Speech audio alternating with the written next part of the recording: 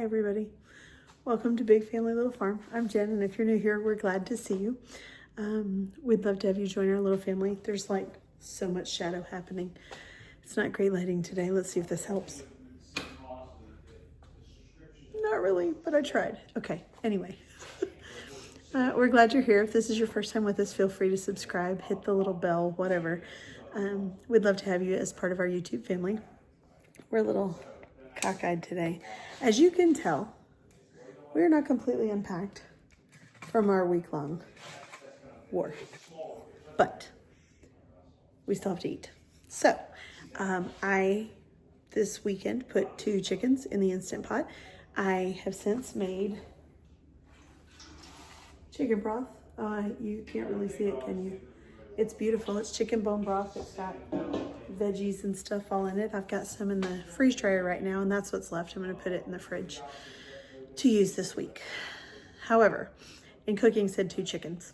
I had 2 chickens worth of meat that are getting used. So I made chicken and gravy over rice yesterday, and I sent the leftovers home with my daughter who came for a visit today. So tonight I'm going to cook up some of the chicken. I'm going to chop it real fine and cook it in some seasoning and some broth. And we're going to have chicken nachos. So stick around. Okay, so I have a smallish skillet behind me. It's the smallest one with deep sides and a lid that I have. There aren't very many of us at home now, but there used to be a bunch. So all of my dishes are kind of big to cook for a lot of people. Now, you might question me, gee Jen, why are you putting on gloves? Well, dear friend, I'm putting on gloves because I don't like handling chicken. Now you know. This chicken is mostly cooked. There are still some pink spots, but there are only 2 of us, so we don't need all of this meat. So I'm just pulling out about half of it, and then we'll use this other half for something later this week.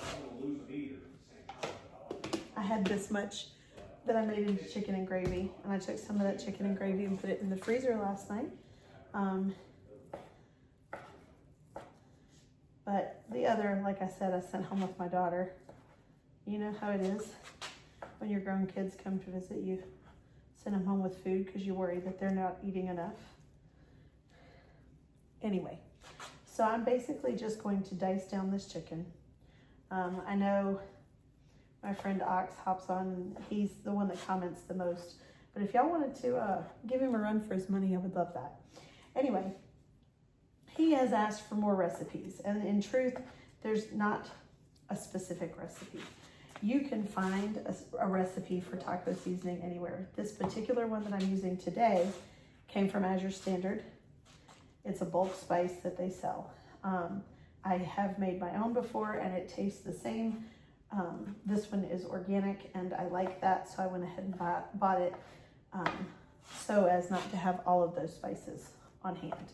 But I don't use all of those spices all that often unless I'm making tacos. So I'm chopping this chicken just to make it a little finer to go on top of the nachos.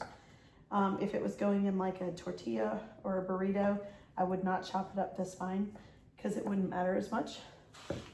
But you know how that goes. I'm just sort of folding it over on itself and then chopping it the other way.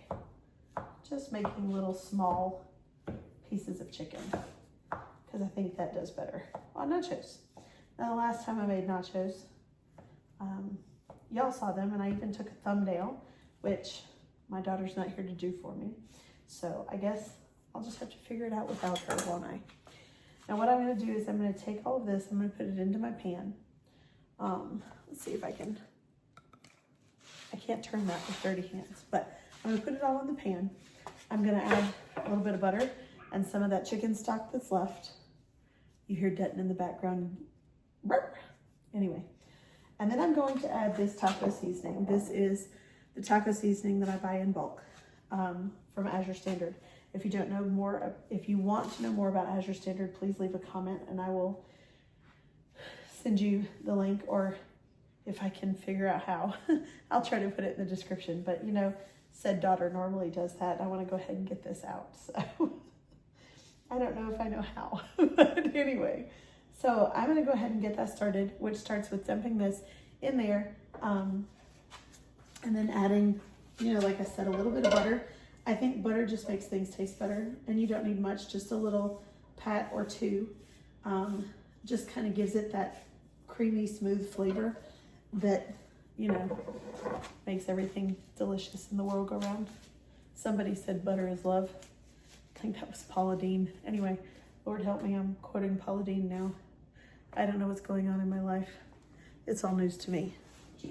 Anyway, so I'm going to take a little of this leftover chicken stock. I'm going to turn you, ooh, sorry about that. That was terrible camera work. I'm going to pour just a little bit of this in here. You know, keep it juicy. I won't say the M word in case that, you know, is one of those words for you. But I'm keeping it the M word. Anyway, and I'm just gonna, well, I was gonna take a little butter. There isn't any butter. I guess I'll have to look and see if I have butter. Anyway, so we're basically just gonna let this cook down in the chicken stock and butter. And then we're gonna add the, you can see the color on it. It's a really pretty color. It's got a lot of paprika in it, and it smells good. Don't you wish we had smell-o-vision? Anyway, I'm gonna dump a couple of good palmfuls.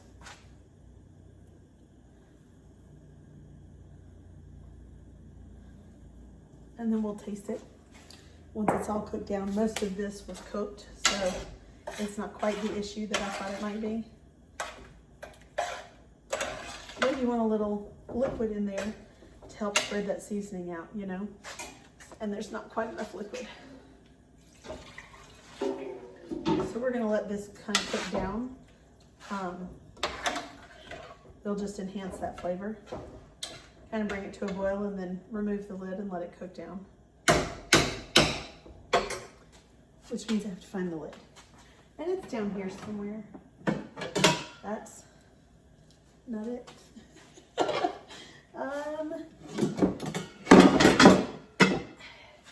This is it.